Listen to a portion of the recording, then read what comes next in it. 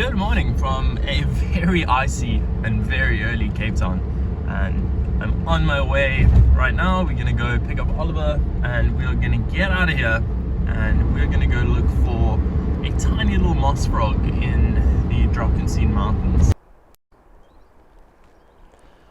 So we made it to our site, and of course there's the Oliver boy, and the frogs, we've just heard them calling in amongst those phone lines there. So we're gonna give it a red hot crack. Keep going and see if any of these little Drakensberg moss frogs. We've had tons and tons of rain in the area. If you have a look here, if I zoom in, you can see there's actually a waterfall forming down this cliff here. Like, apparently they've had 120 mils of rain, so it's been raining pretty hectic. So let's get after it. So if you're ever wondering how we find moss frogs, this is how. A lot of sitting in the reeds, and we listen for them calling. There you go, there's one right in front of me, so let's see if we can. And we managed to find him. Here is this tiny little moss frog. This is the Drakensberg moss frog, Apheloptella Drakensberg. He's absolutely tiny. It's so difficult to try even give you guys a decent look at him. I will put an image of him just obviously at the end of the video, but I mean, this guy is so tiny. You can just see him in this little container. We just put him in just so against photos next to my finger. He's absolutely minute. So you know these annoying rock cones that everyone makes? Thanks for making your rock cones. We just cut a little Afrogecko. He's just hiding right at the base of them. Not really worth unpiling all these rock cones, but first reptile of the day. Oliver's just probably on Instagram. Fun frog. Big fan. So after a little bit of a climb, we just reached the top of the plateau. Here's obviously a better spot for things like grass lizards, berg adders, and hopefully Oliver, if I find him. He's somewhere up here. But yeah, not too much on the climb up. Obviously we got the moss frog, got a couple of those Afrogeckos, not too special. But yeah, I'm going to try to find Oliver. He should be somewhere down here, and we're going to see if we can't get up after anything else.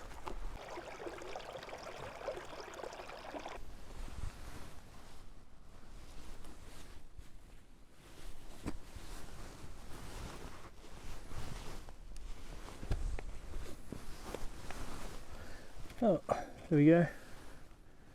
Got a Breviceps. This is the mountain rain frog, Breviceps montanus. Cute little guys. This one's actually got some nice orange on the side of the flanks there. We see quite a lot of these guys. They are quite a common species out here in the Cape Mountains. But yeah, nice to see a decent sized one. This is pretty much a fair sized adult. They don't get a whole lot bigger. This will probably be a female, just judging on the size. But yeah, grab a couple of photos and we'll put it back under the rock. So these rain frogs have a perpetual mood that is just sad. And this is the exact mood of this rain frog. Have a look at this. See if you can see what we're looking at under the rock. So here we go. We've got another Breviceps. This is just a tiny little one. You can see next to my thumbnail. It's minuscule. This is again just Breviceps montanus, the mountain rain frog. Pretty much the only species that we get up here. Nice to see these guys out in good numbers, especially after all this rain that we've been having. But yeah, not going to worry this little dude too much. Just going to grab a quick voucher. We're going to set him back under his little rock. This gives you a pretty good idea of what the habitat looks like here. There's Oliver right down the middle of the frame. Trying to see if you can't turn up any more of the moss frogs, which are calling in that like waist high vegetation. Trying to find a frog that's about 20 mil long in vegetation that's, 80-90 centimeters high and as thick as that. Near impossible, even when they're calling.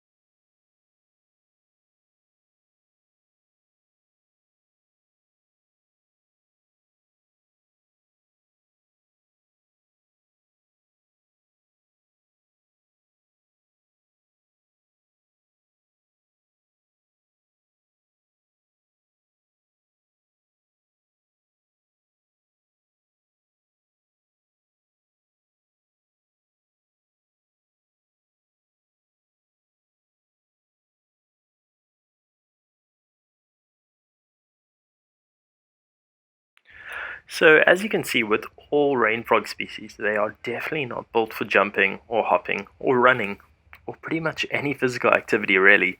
You can see they got these really short legs with rather large rear limbs that they use for digging. The bulbous bodies, they swim most of the time underground, so that's why we often flip them when we're out in the plateaus looking for other things. But yeah, gonna get this guy back under his rock and we're gonna carry on. So we're just done with this Breviceps montanus. It's the mountain rain frog. We're just gonna pop him back under his little rock and hopefully he gets ready for more rain and he can just do his thing. Later, brother. Here's just a look at one of those marbled leaf-toed geckos. Pretty common species that we see a lot of in and around Cape Town, but nice to actually see them in a little bit in their natural habitat. When I talk about natural habitat, we're talking about rock outcrops, little rocks in amongst this fynbos and grassland, rocky slopes, and yeah, always nice to see a reptile or two, even when we're specifically on a frog trip, but never complain about seeing the herps.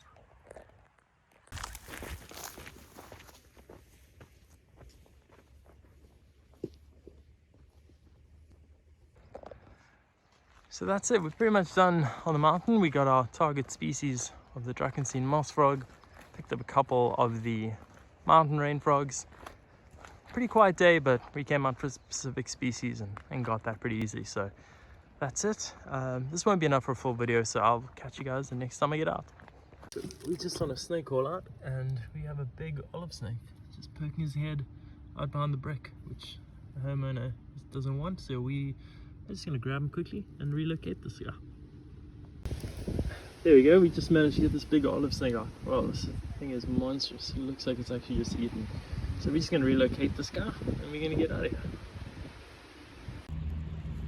So here's just a better look at that large olive snake we just got on the call out. I just brought it to a little reserve where we're going to release it and get a little bit of a better look at it. I know that call out, those video clips are a little bit chaotic, so yeah, we are going to grab a couple more photographs of the snake and we're just going to let it go here in this reserve. So we're out here back this morning looking for snakes. No snakes yet, but I did just find 10 round on the floor, so maybe that's a good sign. Finding rhinos instead of snakes. So we're just out here at a tiny little nature reserve, just nestled amongst the suburbs. I'm gonna have a little look, see if we can't flip anything, maybe get something out on the Basque. It's been raining the last couple of days, so the ground is quite saturated, so when the sun comes out like this it can be good, but so far I've seen a couple of skinks, nothing to report home on, and yeah, we'll give it a go and see what we can find. There we go, we just flipped our first herp of the day. This is a little uniform phase Cape skink. You see a lot of these guys in the videos, but these uniform ones you don't get to see a heck of a lot of. But yeah, he was just under this little rock. We're just gonna pop him back.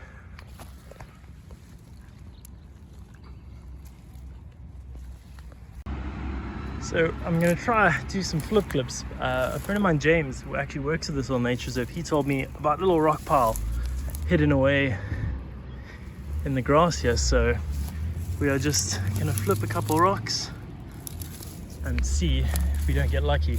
There's not many, so my hopes are pretty low, but you never know.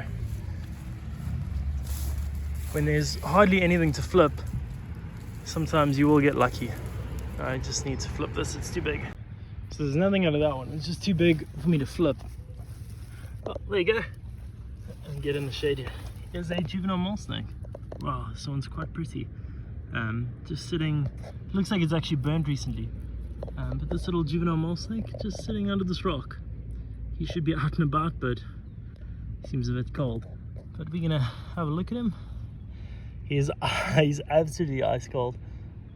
So thanks, James, your spot paid off. We'll go back to the car and photograph him. But yeah, we'll see if we can't turn up anything else in this little rock pile. Juvenile mole snake, have a look at those red eyes. Good. So have a go at that. That's the little mole snake we just flipped, and I just met up with James, who was walking along the path. He's one of the field rangers here, like I said earlier, and he just got this decent sized mole snake scooting across the path. You can see just how dramatic these newborn mole snakes differ to the adult mole snakes. You sort of lose their coloration as they grow. You can see these big adults uniformly colored, whereas when we put one of these little juveniles right next to it, if it'll sit, you can see just how vastly different their color is. Unfortunately, mole snakes are so good at hiding their heads, so this guy does not want to be seen and shown too much. But this little mole snake, you can see just how dramatic there is. You can see how bright those eyes are, like I mentioned earlier, compared to these big guys who are relatively dull. But yeah, I'm gonna shoot a good couple photographs of these guys. Not too often you get to see both the adult and the juveniles together in one day, so it's pretty great. We're gonna get some pictures and we're gonna carry on herping. So we're just releasing this mole snake. Just put him in that little bush there. He'll move off on his own.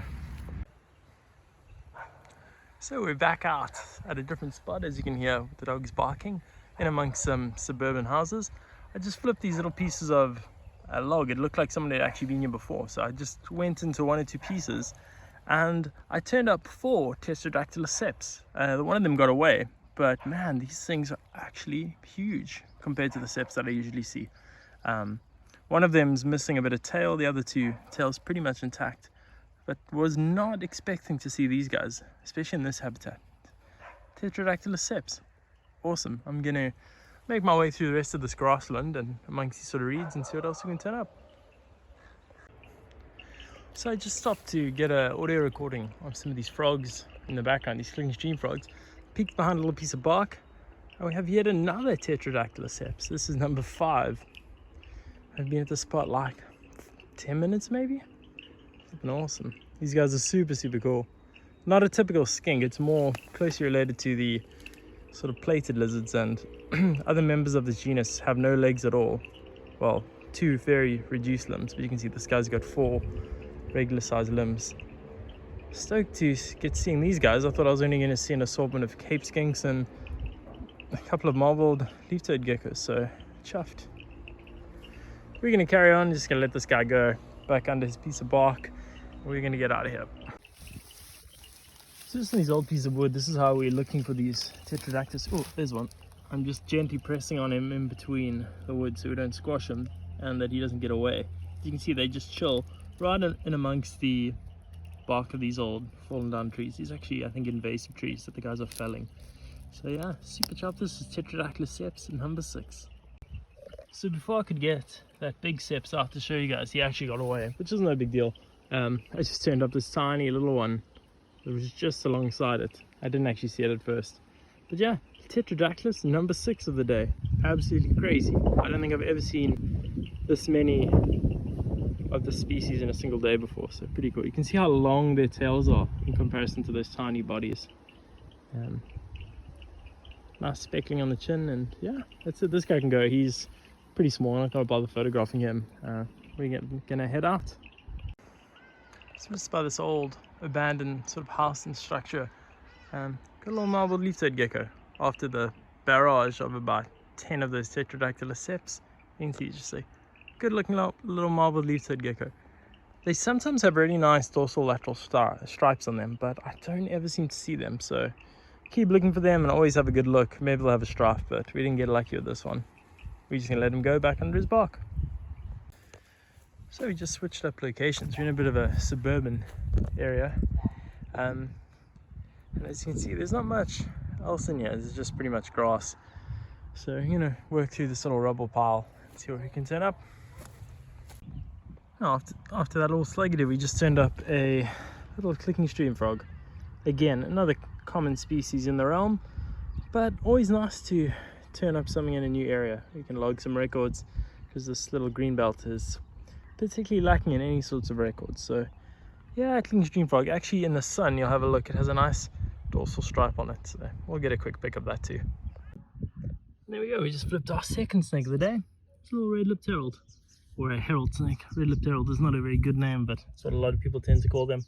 Looks like this guy's actually just had a meal, so we won't mess him around too much. grab a quick camera photo. I don't see a lot of heralds in the Western Cape. You can see he's got a bit of a white, yellowy lip to him. That's why we just refer to them as herald snakes instead of the old accepted name. Yeah, nice to see this little guy. I was kind of expecting to see one along here, so nice to prove it out. We've just been walking along this little fence line among some little flays here, so yeah, nice to see this guy. We're gonna flop his rock back, get a few pics, and we'll just pop him back.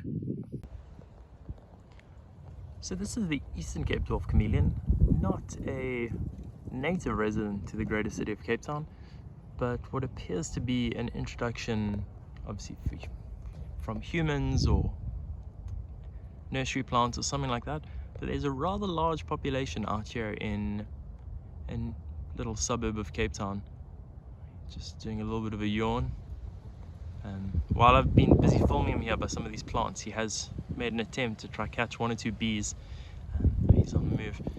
Definitely don't like the wind, but as always, chameleons, when they want to move, man, can these guys move.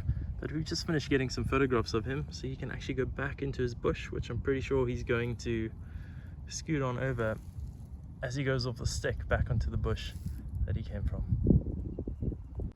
I just flipped our next herb under that little piece of concrete, half submerged in the mud, but equally in the sun. This is a Cape Legless skink, Acanthias meleagris, which we see in a lot of the videos. You can see this guy's actually really dark. He's quite close to shed, so just gonna put him back under his little piece of concrete. He can carry on doing his things. Get out of here, bro. So I'm just making my way out of the reserve, done for the day. And what do we got? A little angular tortoise just on the driveway of the reserve as I'm heading out. But yeah, that's gonna be it for today. Bit of a mixed bag for this video, but from me and this angular tortoise, thanks so much for watching if you made it this far, and I will catch you when I head out again next.